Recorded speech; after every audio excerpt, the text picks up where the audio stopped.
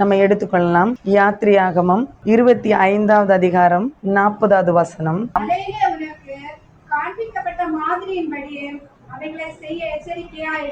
ஹல்லேலூயா. மலையிலே உனக்கு காண்பிக்கப்பட்ட மாதிரியின்படி அவைகளை செய்ய எச்சரிக்கையா இருன்னு சொல்றாரு. இங்க மோசே யாத்திரையாகமத்துல மோசே தேவனால் வழிநடத்தப்பட்ட ஒரு மகனாய் காணப்படுகிறார். மோசே நம்மளை போல ஒரு மனிதன் தான் மோசே. திருமணமாகி பிள்ளைகளோட கூட இருக்கிற ஒரு மோசே. தேவன் சொல்றாரு, இந்த மோசையை எப்படி அவர் தெரிந்து கொண்டார் என்றால், சிறு வயதிலிருந்து தாயின் கருள் அவன் பிறக்கும் பொழுதே ஜனங்களை விடுவிப்பதற்காக அவனை பிறக்க செய்தார் என்று இருக்கிறது. அப்போ தேவனுடைய சமூகத்துல நம்ம எதற்காக பிறந்திருக்கிறோம் என்கிற அந்த ஒரு நோக்கம் அதை நம்ம கரெக்டா தெரிஞ்சுக்கலன்னா நம்மளால தேவனுடைய வழிகளில நம்ம ஓட முடியாது. இந்த மோசே பிறந்ததே தேவனுடைய ஜனங்களை விடுவிக்கும்படியாக. மோசே பிறக்கும் பொழுது என்ன ஆகுது தெரியுமா? மோசே பிறக்கும் பொழுது 2 வயதுக்கு கீழ்ப்பட்ட எல்லா ஜனங்களை, எல்லா குழந்தைகளையும் கொலை செய்யும்படியாக ஒரு கட்டளை இருக்கு. உங்களுக்கு தெரியும் தானே? வேத வசனத்தை படிச்சிருக்கீங்க தானே? அப்ப மோசையை கொலை செய்யும்படி, இந்த மோசை மரிக்க வேண்டும் என்றுதான் அந்த கட்டளையை புறப்படுகிறது. அப்ப பாருங்களேன், தேவனோடு வானத்தில் இருந்து கொண்டு அவர் சிங்காசனத்தில் வீற்றிருக்கிறவராய் இருந்து அங்கிருந்து ஒரு கட்டளை அவர் புறப்பட வச்சு அவர் ஒரு மனிதனை பிறக்க செய்கிறார் பூமியிலே, அவருடைய வேலையை செய்யும்படியாக. அவர் அனுப்பாம நம்ம எதையும் செய்ய முடியாது. அவர் அழைக்காம நம்ம எதையும் செய்ய முடியாது. அவர் அழைத்தார் என்றால் கண்டிப்பா அவர் மகிமைப்படுத்துவார். அப்ப இந்த மோசே என்ன பண்றார் பாருங்க, சிறு வயதுல அவனுக்கு 2 வயதுக்கு உட்பட்ட எல்லா பிள்ளைகளும் கொலை செய்யும் பொழுது அவனுடைய தாய் என்ன பண்ணுகிறான்னு தெரியுமா? அவளை நாணல் பெட்டியில வைத்து மறைத்து என்ன பண்றாங்க, ஒரு ஆத்திலே அவனை விடுகிறான், ஒரு நதியிலே அவனை ஒழுக விடுகிறாங்க. எங்கேயாவது அவன் போய் படிச்சுக்கிடட்டும், அவன் பிழைப்பை நடத்தி கிடட்டும், அவன் வளரட்டும், இந்த பிள்ளையை கொல்லக்கூடாது, தேவன் எனக்கு வாக்குத்தத்தம் பண்ணி கொடுத்தது, கர்த்தர் அவனை பிறக்க செய்திருக்கிற. பாருங்க, தேவன் ஒரு மனிதனை பிறக்க செய்தார் என்றால் அதை தப்பித்துக் கொள்ளவும் முடியும். இதே மாதிரிதான் இயேசு கிறிஸ்து பிறந்த காலத்திலும் நடந்தது இல்லையா? இயேசு கிறிஸ்துவ கொலை செய்ய தேடினாங்களா இல்லையா? தேடும் பொழுது மரியாவை கொண்டு சொல்றாங்க யோசேப்பின் இடத்துல, மரியாவை கூட்டிட்டு நீ போ என்று சொல்லி. அப்ப இயேசு கிறிஸ்துவையும் பிறக்கும் பொழுது பாதுகாக்கப்படுகிறார். பாருங்க, இங்க மோசையும் பாதுகாக்கப்படுகிறார். எதுக்குன்னா ஒரு கூட்ட ஜனத்தை அவர் விடுவிக்கிறதுக்கு அவர் ஆயத்தப்படுத்தப்படணும். மோசை அதுக்காக ரெடி ஆகணும். தன்னுடைய ஜனத்தை ரட்சிக்கும்படியாக, ஒரு அடிமைத்தனத்திலிருந்து அவனை விடுதலை ஆக்கும்படியாக தான் மோசையை பிறக்க செய்திருக்கிறார். ஆனா மோசை என்ன பண்றாங்க, யாரு கொலை செய்யறதுக்கு அங்க கட்டளை புறப்படுகிறதோ அந்த அந்த இடத்துக்கே அவன் வரான் பாருங்க, வளர்க்கப்படுகிறதுக்கு. பார்வோனுடைய சகோதரி குளத்துல குளிக்க வரும் பொழுது இந்த நாணல் பெட்டியை பாக்குறாங்க. அவளோடு கூட தோழிகளும் வராங்க நீராடுகிறதுக்கு. அந்த தோழிகள் சொல்றாங்க, ஐயோ ஒரு குழந்தையினுடைய சத்தம் கேட்கிறது, எங்கிருந்து வருதுன்னு பார்க்கும் பொழுது அந்த நதியிலே ஒழுகி வந்த அந்த நாணல் பெட்டி என்ன பண்ணுது, இவங்க குளிக்கிற இடத்துக்கு அந்த இடத்துல அது தங்குது. அந்த இடத்துல ஆண்டவர் எப்படி பண்ணுகிறார் பாருங்க. அந்த பார்வோனுடைய சகோதரி அவள் எடுக்கிறாள் பாருங்க, தன்னுடைய அந்த நாணல் பெட்டியை திறக்கும் பொழுது ரொம்ப அழகும் ரூபவதியுமா, ரொம்ப அழகா ரூபமுள்ளவனாய், சிவந்த மேனோடு ரொம்ப அழகானவனாய் இருந்தான். அந்த குழந்தை ரொம்ப அழகா இருந்துச்சு. அந்த அழகிலே அவள் ஈர்க்கப்பட்டு அவள் சொன்ன, இவனை எனக்காக நீ வளர்த்தி கொடு என்று சொல்லி. அப்பொழுது தூரத்துல என்ன பண்ணிட்டு இருக்கிறாங்க, மோசேனுடைய சகோதரி இதெல்லாம் பார்த்துட்டு இருக்கிறாங்க. இந்த நாணல் பெட்டியை விட்டதோட சகோதரி கூட இது எங்க போகுது, இது யார் எடுக்கிறா என்று கவனித்துக் கொண்டிருக்கும் பொழுது பார்வோனுடைய சகோதரி எடுக்கும் பொழுது ஓடி வந்து அவள்கிட்ட சொல்ல, இந்த பிள்ளைக்கு நான் பால் கொடுக்கறதுக்கு ஒரு தாயை கொண்டு வரட்டுமா என்று கேட்டாங்க. சரி நீ கொண்டு வா என்று சொல்லும் பொழுது அவங்க கொண்டு வராங்க அந்த தாயை. அந்த குழந்தைய பெத்த தாயே அந்த இடத்துல பால் கொடுக்க வராங்க. பாருங்க எவ்வளவு அருமையா இருக்குது இல்லையா தேவனுடைய திட்டங்கள். நம்ம நினைக்கிறோம் இந்த உலகத்துல நம்ம பிறந்து வாழ்கிறோம், தேவன் அதை நம்மளை கவனிக்கிறதே இல்லை, நம்மளை உற்று பார்க்கிறதே இல்லை. தாய் நம்மளை பெத்து வளர்க்கிறாங்க, அடுத்த கட்டத்துல நம்மளை திருமணம் பண்ணி கொடுக்குறாங்க, புருஷனோடு கூட நம்முடைய யாத்திரை தொடங்குறோம். எப்ப ஒரு பெண்ணை ஒரு மகனுக்கு திருமணம் பண்ணி கொடுக்கிறாங்களோ, அவர்கள் இருவரும் ஒரே சரீரம் ஆகிறார்களோ, அப்பொழுதே உங்களுடைய பிரயாணம் தொடங்கினது. பரலோக ராஜ்யத்தினுடைய பிரயாணம் அங்க தொடங்க போடுகிறது. ஏனால் திருமணம் ஆகாத இருக்கிறவங்களுக்கு அப்பவே தொடங்கிடுச்சு, திருமணம் ஆனவர்களுக்கு அப்பதான் தொடங்கும். திருமணம் ஆனதுக்கு அப்புறம்தான் பரலோக ராஜ்யத்தினுடைய பிரயாணம் தொடங்கும். பேழையை ஆண்டவர் உருவாக்கி என்ன சொன்னாரு தெரியுமா? ஜோடி ஜோடியாய் சேர்க்க சொன்னாரு. எங்கேயாவது ஜோடி இல்லாம அதுக்குள்ளால யாராவது பிரவேசிச்சாங்களா? எல்லாரும். நோவா பிரவேசிச்சதும் அவங்க மனைவியோடு கூட தான் பிரவேசிச்சாங்க.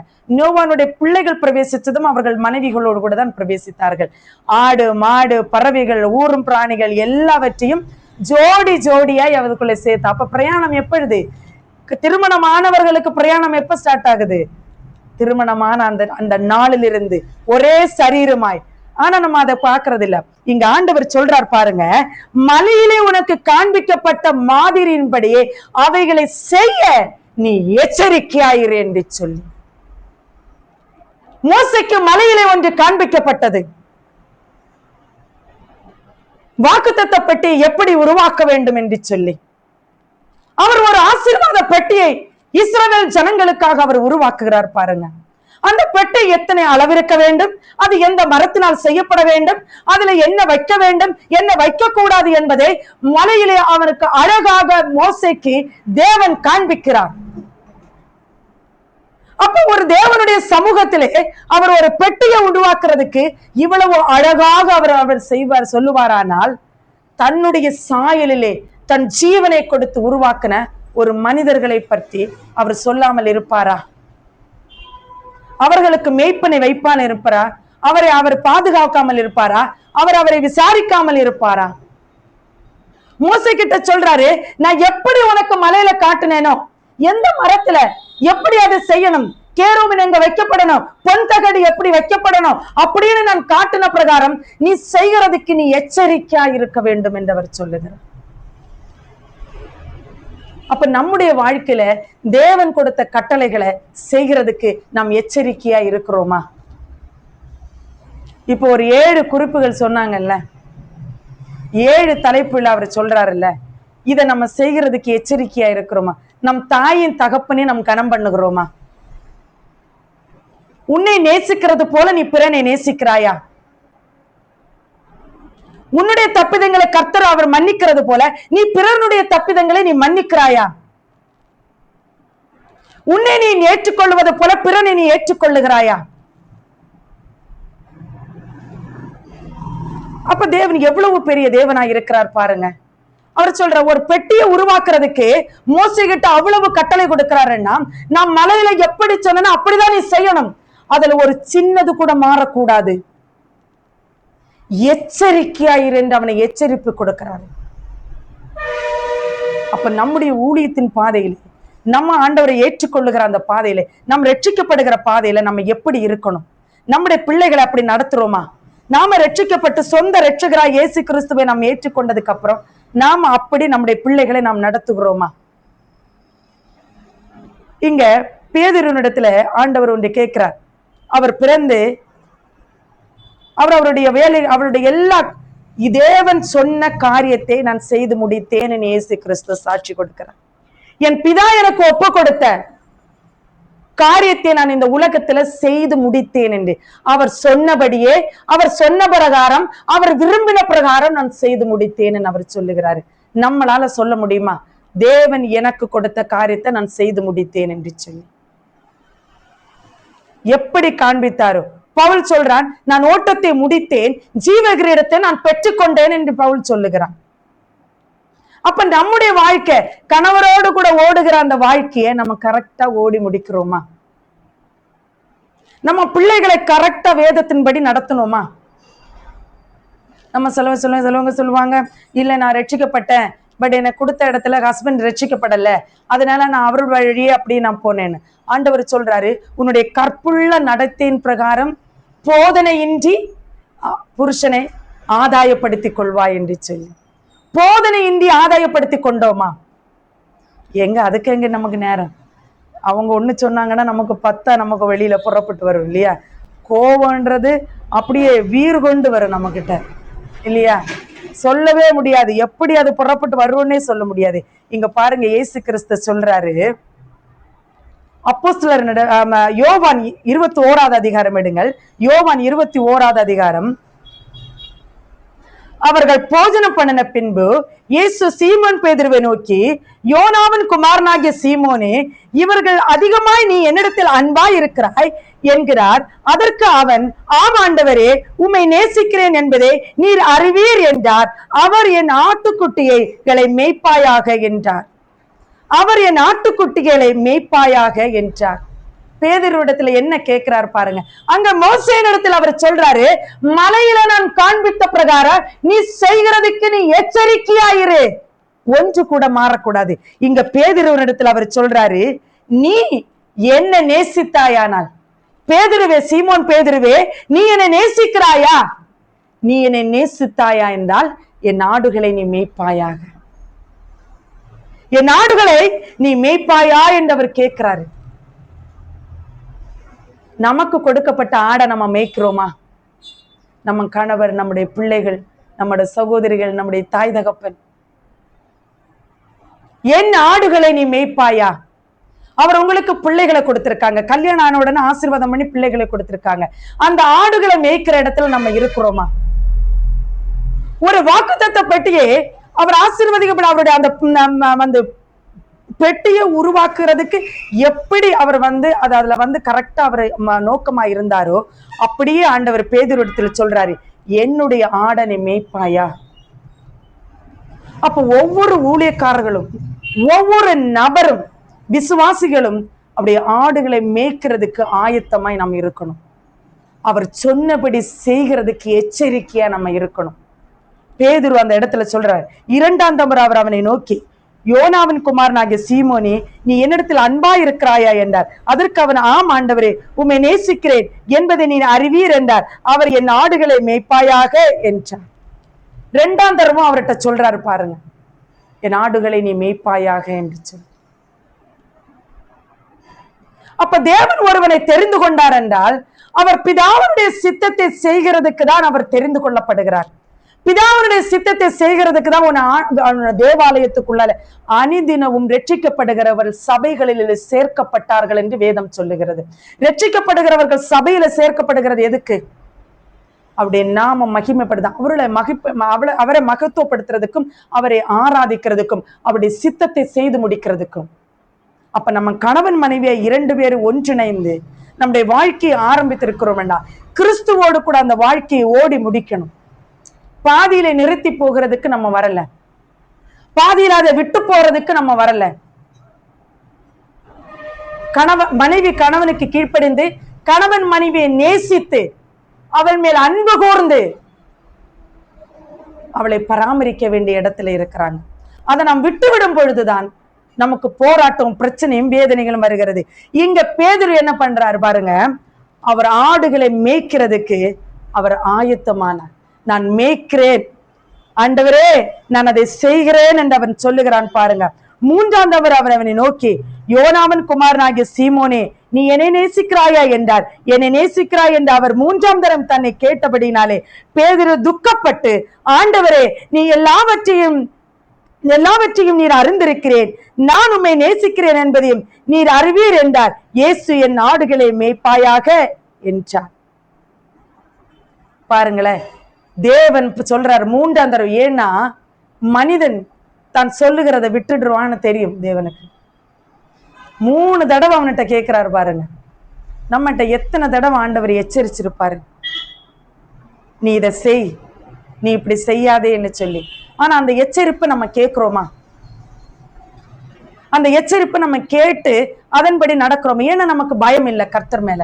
தேவனிடத்துல நமக்கு பயம் இருந்துச்சுன்னா கண்டிப்பா நம்ம அவர் சொல்றத செய்வோம். இல்லையா? நம்ம செய்வோமா இல்லையா?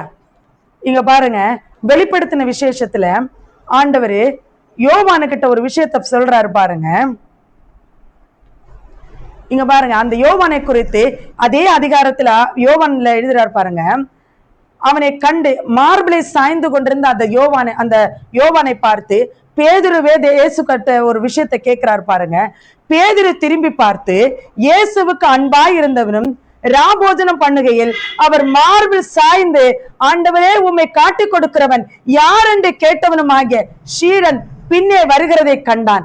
அவனை கண்டு பேதுரு இவனை நோக்கி, ஆண்டவரே, இவன் காரியம் என்ன என்றார். அதற்கு இயேசு, நான் வருமளவும் இவன் இருக்க எனக்கு சித்தமானால் உனக்கென்ன, நீ என்னை பின்பற்றி வா என்றார். நமக்கு எப்பவுமே அடுத்தவங்களுடைய காரியத்துலதான் நமக்கு கண்ணு எப்பவுமே. ஏன்னா அவங்க எப்படி இருக்கிறாங்க, இவங்க எப்படி இருக்காங்க, அவங்க ரட்சிக்கப்பட்டாங்களே, இவங்க இப்படி பண்றாங்களே, அவங்க அப்படி பண்றாங்களே அப்படின்னுட்டு. பேதுரு அப்படிதான் கேட்கிற. பேதுரு எவ்வளவு பெரிய பொறுப்பை பேதுருக்கு கொடுக்கிறாரு. என் ஆட மேப்பியான்னு இயேசு கிறிஸ்து செய்த பொறுப்புல பேதுருவை கொண்டு வர்றார். பேதுருக்கு என்னன்னா, அவன் மார்புல சாஞ்சிட்டு இருந்தால, என்னை விட அவர் அவனை நேசிக்கிறாரோ. அவனுக்கு உடனே ஒரு சந்தேகம் வந்துச்சு, என்னை விட அவனை நேசிக்கிறாரோ. ஆண்டவரே மார்பில், அதனாலதான் அந்த வார்த்தை அங்க சொல்லுது இருக்கு, ராஜபோஜனம் கொடுக்கும்போது மார்பில சாய்ந்து கொண்டிருந்திருக்கிற யோவானை கண்டு இவனுக்கு காரியம் என்ன, என்ன நீ ஆடு மேய்க்கிறதுக்கு நீ ஒப்பு கொடுத்துட்டீங்க, நான் உங்களுடைய ஆடை மேய்க்கிற உங்களுடைய ஜனத்தை மேய்க்கிறதுக்கு என்ன நீங்க ஏற்பட, இவன் காரியம் என்ன, இவன் என்ன பண்ணுவான்.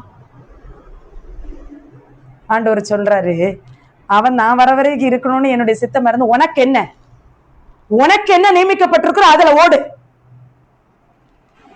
அவனை பத்தி நீ எதுக்கு கவலைப்படுற. நமக்கு எல்லாருக்கும் அந்த கவலை தான். ஐயோ அவங்க இப்படி பண்றாங்களோ, இவங்க இப்படி பண்றாங்களோ, அவனை கொண்டு அவன் வருவானோ, இவன் வருவானோ, அவன் வந்து என்ன பிரச்சனை பண்ணுவாங்களோ. ஆண்டவர் ஒன்னு அழைச்சிருக்கிறாருங்க. மோசேட்ட சொன்ன, மோசே நான் உனக்கு மலையில காண்பித்த பிரகாரம் நீ செய்யறதுக்கு எச்சரிக்கையாயிரு என்று சொன்னது போல கர்த்தர் உன்னை நடத்துகிற வழியில நீ நட, உனக்கு கொடுத்த ஆசீர்வாதத்துல நீ நட, மற்றவர்களை குறித்து நீ கவலைப்படாது, அதுல நீங்க எச்சரிக்கையா இருக்க வேண்டும் என்றவர் சொல்லுகிறார். நீ எச்சரிப்பா இருக்க வேண்டும். தேவன் உனக்கு நியமித்த ஓட்டத்துல மனைவியா இருக்கிறதுக்கு உன்னை கூப்பிட்டுருக்காங்களா, அந்த மனைவியினுடைய காரியத்தை கரெக்டா நீ செய்து முடிக்கணும். கணவன் ஸ்தானத்துல உன்னை வைத்திருக்கிறாரா, அந்த ஸ்தானத்தை கரெக்டா நீ செய்து முடிக்கணும். ஒரு மகனாய் மகளாய் இருந்து நீ செய்ய வேண்டிய காரியத்தை நீ கரெக்டா செய்து முடிக்கணும். அப்படிதான் மோசேய அவருடைய ஜனமாய் அவர் அடைத்த அவருடைய தாசனாய் மோசே மலையில காண்பித்த பிரகாரம் அவன் செய்து முடிக்கிறதுக்கு அவன் எச்சரிக்கையாயிருந்தான் பாருங்க. ஹல்லேலூயா. எத்தனை பேர் இன்றைக்கு நாம ஆண்டவரே, தேவன் எனக்கு கொடுத்த காரியத்தை, தேவன் எனக்கு செய்த ஆண்டவரே சப்பா நன்மைகளை நான் எண்ணி பார்த்து தேவனோடு கூட நான் என் ஓட்டத்தை நான் ஓட வேண்டும் என்று எச்சரிக்கையாய் நாம் எத்தனை பேர் நாம் இந்த காலை வேளையில இருக்கிறோம். நமக்கு அந்த பயம் இல்லை இல்ல, நமக்கு அந்த பயமே இல்லை.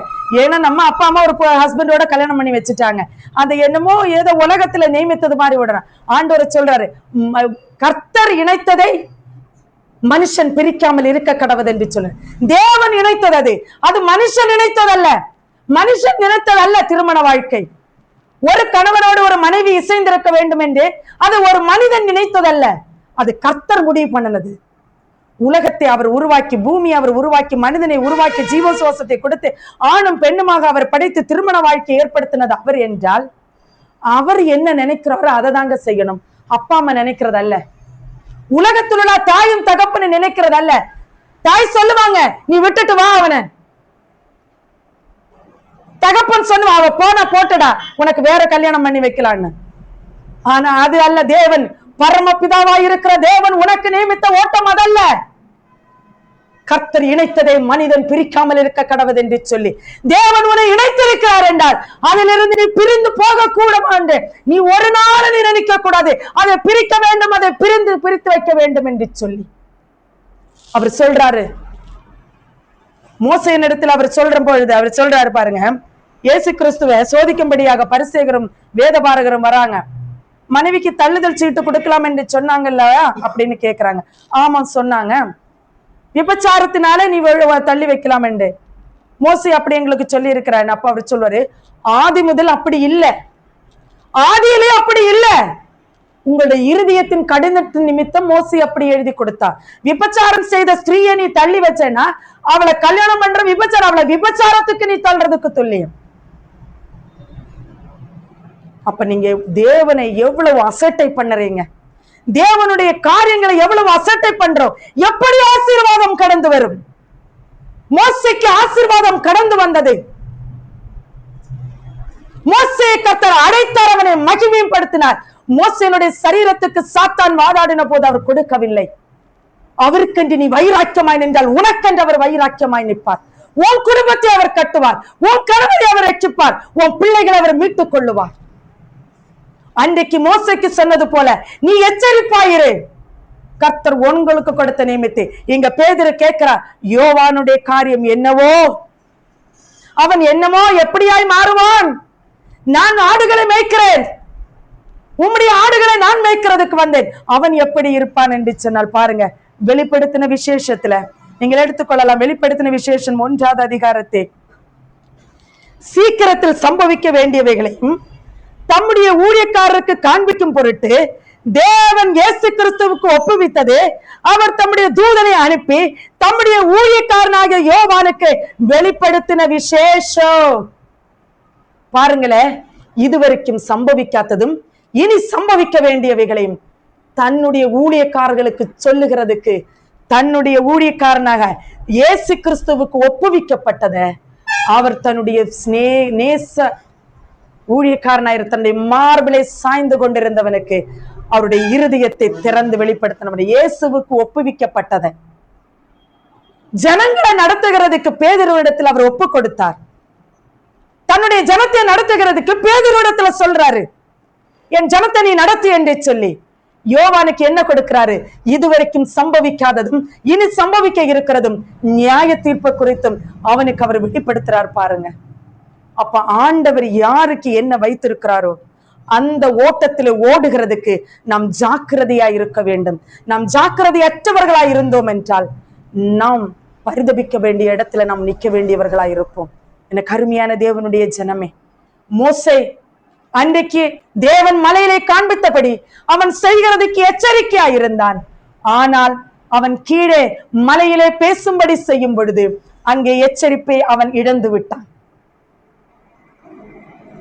எந்த இடத்துல எச்சரிப்பா இருக்க ஆண்டவர் சொன்னானோ, மறுபடி மோசையை மலையிலே பார்த்து நீ பேசு என்று சொன்ன இடத்திலே அவன் விழுந்து போனான். பாருங்க, கானானே அவன் சுதந்திரிக்கவில்லை. அவன் கண்மலையை பார்த்து அவன் அடித்தான். ஒரு சின்ன தப்பு கூட கர்த்தருடைய சமூகத்திலிருந்து நீங்க ஆசீர்வாதம் பெற்றுக்கொள்ள முடியாது. உன் கணவரை ரட்சிக்க முடியாது, உன்னுடைய மனைவியை நீ ரட்சித்துக் கொள்ள முடியாது. தேவன் சொல்லுகிற காரியத்தை நீ அறிக்கையிட்டு நீ ஒப்புரவாகி தேவனோடு கூட நீ ஒப்புரவாகாவிட்டால் தேவன் உனக்கு செய்கிற காரியத்துக்கு தன் முகத்தை அவர் மறைத்துக் கொள்வார். அவர் தன்னுடைய முகத்தை மறைக்காமல் எப்படி மோசைக்கு சொன்னாரோ, நீ எச்சரிக்கையா இரு என்று சொன்னாரோ, எப்படி பேதுருவினிடத்திலே என் நாடுகளை நீ மேய்ப்பாயா என்று கண்டித்தாரோ, எப்படி பேதுருவினிடத்திலே யோவானை குறித்து உனக்கு என்ன கவலை என்று சொன்னாரோ, அதே போல நம்மளை அடைத்த தேவன் நமக்கென்று ஒரு நியமத்தை அவர் வைத்திருக்கிறார். அந்த நியமித்த ஓட்டத்திலே நாம் ஓடும்படியாக எச்சரிக்கையா இருக்க வேண்டும் என்று அவர் சொல்லுகிறார். பாருங்க, இதுல பவுல் ஜாக்கிரதையாய் ஓடினார், ரொம்ப ஜாக்கிரதையாய் பவுல் ஓடினார். பாருங்க, அதனால பவுல் சொன்னாரு, நான் ஓட்டத்தை முடித்தேன், ஜீவ கிரீடத்தை நான் பெற்றுக்கொண்டேன் என்று சொல்லி. இங்க பாருங்களேன், அந்த பேதுரு எழுதின 1ஆம் நிருபத்தை எடுக்கலாம். அப்போஸ்தலனாகிய பேதுரு எழுதின 1வது நிருபத்தை நம்ம எடுத்துக்கொள்ளலாம். பேதுரு 1 பேதுரு, அதுல அவர் சொல்றார் பாருங்க, அழிந்து போகிற பொன் அக்கினினாலே சோதிக்கப்படும், அதை பார்க்கலும் அதிக வெளியேறப்பட்டதாய் இருக்கிற உங்கள் விசுவாசம் சோதிக்கப்பட்டு இயேசு கிறிஸ்து வெளிப்படும் போது உங்களுக்கு புகழ்ச்சியும் கனமும் மகிமையும் உண்டாக காணப்படும். அவரை நீங்கள் காணாமல் இருந்தும் அவரிடத்தில் அன்பு கூறுகிறீர்கள். இப்பொழுதே அவரை தரிசியாமல் இருந்தும் அவரிடத்தில் விசுவாசம் வைத்து சொல்ல முடியாததும் மகிமையால் நிறைந்ததுமாயிருக்கிற சந்தோஷம் உள்ளவர்களாய் களி கூர்ந்து உங்கள் விசுவாசத்தின் பலனாகிய ஆத்தும ரட்சிப்பை அடைகிறீர்கள். ஆத்தும ரட்சிப்பை அடைகிறீர்கள். பேதுரு எழுதுறான் பாருங்க. நம்ம சொல்றோம், உலகத்துல இருக்கிற எல்லா ஆசீர்வாதமும் நமக்கு வேணுங்க, எல்லா ஆசீர்வாதமும். கடன் ஏன் நமக்கு வருது? எல்லாத்தையும் நம்மளால கையில நல்லா துணி துவைக்க தெரியும், ஆனா நம்ம டியூல என்ன பண்றோம்? வாஷிங் மிஷின் வாங்குறோம். அன்னன்னைக்கு சாப்பாடு வாங்கி சமைக்க நமக்கு தெரியும். ஃப்ரிட்ஜ் எதுக்கு நம்ம வாங்குறோம்? நமக்கு எது தேவையோ அது மட்டும்தான். நீங்க பாருங்களேன், இயேசு கிறிஸ்துவ அவன் பெரிய ஒரு மலையின் மேல உச்சியில கொண்டு போயிட்டு அவன் பூமியில அத்தனை ஒரு நிமிஷத்துல காட்டினானா. நீங்க நினைக்கிறீங்க பூமியில இருக்கிறத ஒத்தவத்தை பாக்குறதுக்கு ஏதாவது ஒரு மலை உண்டா இந்த உலகத்துல? பூமியை மொத்தமா பாக்குற ஏதாவது ஒரு மலை உண்டா? இயேசு கிறிஸ்து வனாந்தரத்துல இருக்கும் பொழுது அவருடைய சிந்தனையில கொண்டு வந்து காட்டுறாரு. சாத்தானுடைய சிந்தனையில கொண்டு வந்து காட்டுறான். ஒரு நிமிஷத்துல இந்த பூமி எல்லாம் உனக்கு நான் தரேன், என்னை பணிந்து கொள்ள என்று சொல்லி ஆண்டவர் சொன்னாரு, எனக்கு அப்பாலே போ சாத்தானே, தேவன் ஒருவரை பணிந்து கொண்டு அவர் ஒருவருக்கு நீ ஆராதனை செய்வாயாக என்று சொல்லி. நம்மளால இது செய்ய முடியுமா? அப்பால போ சாத்தானே, சும்மா அந்த பொருள் இந்த பொருள் வாங்கணும்னு சொல்லி நீ வந்து கொண்டு காமிக்கிற, எனக்கு கையில ஏன் ஆரோக்கியம் இல்லை? நமக்கு ஏன் நோய்வாய்ப்படுறோம்?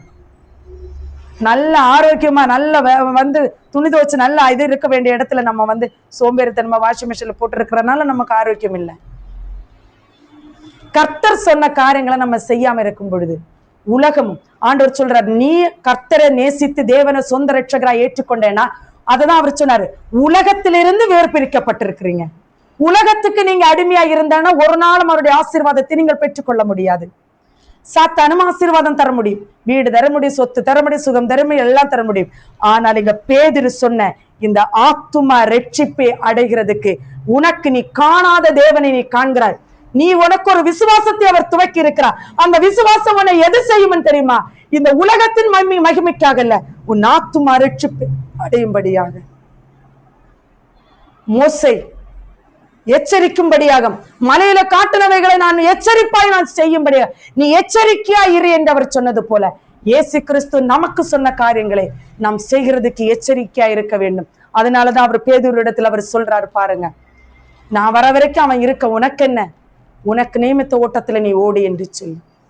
அப்ப நம்ம அந்த ஓட்டத்துல ஓடுகிறதுக்கு நம்ம பிரயாசப்பட்டு அனுதினமும் நம்ம அவரிடத்துல இந்த 7 காரியத்தை அவர் உங்களுக்கு உபதேசமாய் சொன்ன இந்த 7 காரியத்தையும் நீங்க எச்சரிக்கையா இருந்தீங்கன்னா உலகத்திலிருந்து வேர்திரிக்கப்படணும்.